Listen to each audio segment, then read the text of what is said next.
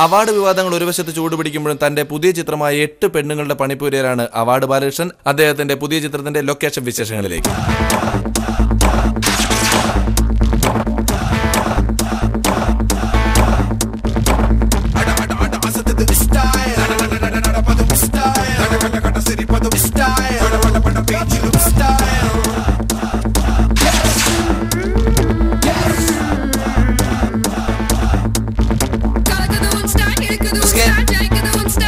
നമസ്കാരം സാർ.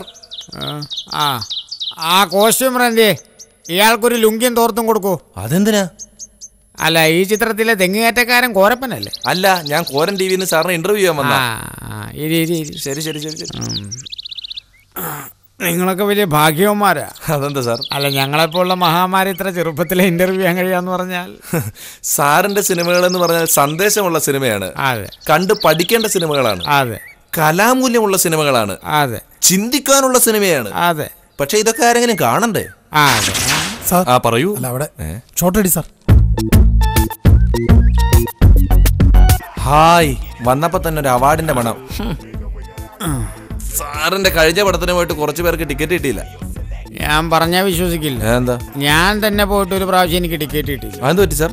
അല്ല, ഒരാൾക്ക് മാത്രമായിട്ട് അവര് ടിക്കറ്റ് തരില്ല എന്ന് പറഞ്ഞു. അതായത് ഈ പ്രൊജക്ടർ കുറയ്ക്കാനുള്ള കറണ്ടും ചിലവൊക്കെ വെച്ചു. സാറേ, നടത്തറ ശാന്തല്ലേ പോയത്?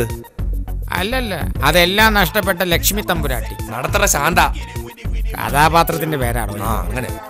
ഇവിടെ ഇത്ര കൂതറാണ് ഞാൻ വിളിക്കില്ലായിരുന്നു.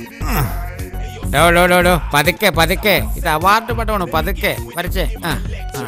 താൻ എന്താ പാന്റ് ഇട്ടിരിക്കുന്നത്? പോയി മുണ്ടെടുത്തു കൊടുക്കുക. എപ്പോഴും അന്തരീക്ഷം നിലനിർത്തണം കേട്ടോ. സാറിന്റെ സിനിമകൾ സാധാരണക്കാരായ പ്രേക്ഷകർക്ക് ദഹിക്കുന്നില്ല എന്നൊരു പരാതി ഉണ്ടല്ലോ. അതിന് ഞാൻ ഒരു വഴി കണ്ടെത്തിയിട്ടുണ്ട്. അതെന്താ? അതായത് ഈ പടം കഴിഞ്ഞ് ഇറങ്ങുന്നവർക്ക് ഡോറിൽ പുതിന ഹാരയും 2 ഡൈജീനും കൊടുക്കും. എന്നിട്ടും ദഹിച്ചില്ലെങ്കിൽ അതെന്റെ കുറ്റമല്ല. സാർ, യഥാർത്ഥ താരരാജാവ് ആരാണ് സാർ? ഈ താരത്തിന് അങ്ങനെ രാജാവ് രാജ്ഞൊന്നുമില്ല. അത് വരും, ഷാമ്പു തേക്കുമ്പോ അപ്പൊ തന്നെ പോകും. ഞാൻ അതല്ല ഉദ്ദേശിച്ചത്. ഈ താരരാജാവല്ലേ? അയ്യോ, സാറിന്റെ പുതിയ തിരക്കഥ ഏതാ? MT വാസു എന്നാ? MT അപ്പൊ തലയിലൊന്നുമില്ല. അതെ, അടുത്ത ഷോട്ട് എവിടാ വെക്കണ്ടേ? ഡയറക്ടറോട് ചോദിക്കും. ആള് മാറിപ്പോയി. എവിടാ വെക്കണ്ടേ? അകത്താണോ പുറത്താണോ വെക്കണ്ടേ? ഇത് കഴിഞ്ഞ് ഞാൻ വന്നിട്ട് വെക്കാം. എനിക്കൊരു കാര്യം പറയാനുണ്ട്. ആൾക്കാരെ ഒന്നും വ്യക്തമാകുന്നില്ല. ആ ക്യാമറയുടെ ലെൻസ് ഒന്ന് മാറ്റണം. ആ ലെൻസ് മാറ്റണ്ട, ഈ കണ്ണടയുടെ ലെൻസ് മാറ്റിയാ മതി. കണ്ണടയുടെ ലെൻസ് മാറ്റിയാ മതിയെന്ന്. ക്യാമറമാൻ. പിന്നെ അതെ, ഞാൻ അടുത്ത ഞായറാഴ്ച കാണത്തില്ല. അതെന്താ? എനിക്കൊരു കല്യാണത്തിന്റെ വീഡിയോ ഷൂട്ട് ചെയ്യാനുണ്ട്. അവിടെ മിടുക്കന. കഴിഞ്ഞ വർഷത്തെ ഏറ്റവും നല്ല ക്യാമറമാനുള്ള 7 അവാർഡ് ഞാനേ വാങ്ങിച്ചു കൊടുത്തു. ഞാൻ ക്രൈമിൽ വായിച്ചായിരുന്നു.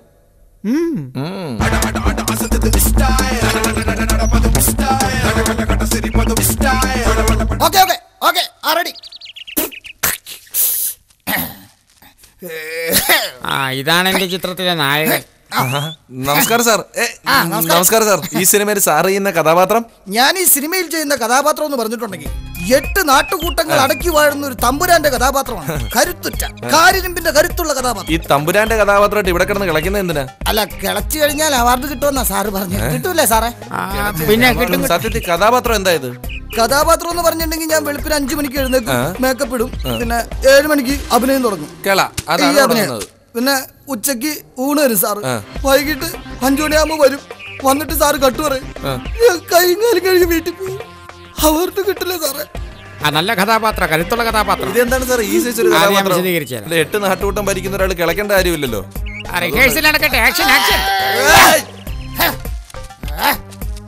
അതെ, ഇതെന്റെ തന്നെ പറമ്പാ. വാങ്ങിച്ചിട്ടിട്ട് 4-5 കൊല്ലമായി. ഇത്തവണ കപ്പയെങ്കിലും നടണം. കാരണം 10-350 രൂപ കൊടുത്ത് കൂലിക്ക് ആളെ നിർത്താന്ന് വെച്ചാ തെണ്ടിപ്പോയി. എന്നാ പിന്നെ കിളക്കുന്ന ആളെ ഷൂട്ട് ചെയ്യാൻ ക്യാമറ വെച്ചെന്താ? സാർ, മലയാളം എന്നൊരു ഭാഷയുണ്ടെന്നും ഇവിടെ സിനിമകൾ ഇറങ്ങുന്നുണ്ടെന്നും ലോകത്തിന് മുന്നിൽ കാണിച്ചു കൊടുത്തത് സാറിനെ പോലുള്ള മഹാമാരും സാറിനെ പോലുള്ള ഒരു ചിത്രങ്ങളുമാണ്. അതിന് ഞങ്ങൾ പ്രേക്ഷകർക്ക് ഒരുപാട് നന്ദിയുണ്ട്. പക്ഷേ അവാർഡും വിവാദവും ഇത് രണ്ടും സിനിമയ്ക്കുള്ളിലുള്ളവർ തന്നെയാണ് ഉണ്ടാക്കുന്നത്. അതിന്റെ പേരിൽ സാറിനെ പോലെ പ്രബുദ്ധരായുള്ള ആൾക്കാർ തമ്മിൽ കടിപിടി കൂടുന്ന പ്രകടനം കണ്ടാൽ പ്രേക്ഷകർ പരിഹസിക്കുകയുള്ളൂ. മോനെ, ഈ അവാർഡും വിവാദങ്ങളെന്ന് പറഞ്ഞാൽ ഒരു നാണയത്തിന്റെ 2 വശങ്ങളാണ്. സാർ ഇതിനെ എങ്ങനെ നോക്കിക്കാണും? ഞാനതിനെ ഇങ്ങനെ നോക്കിക്കാണുന്നു.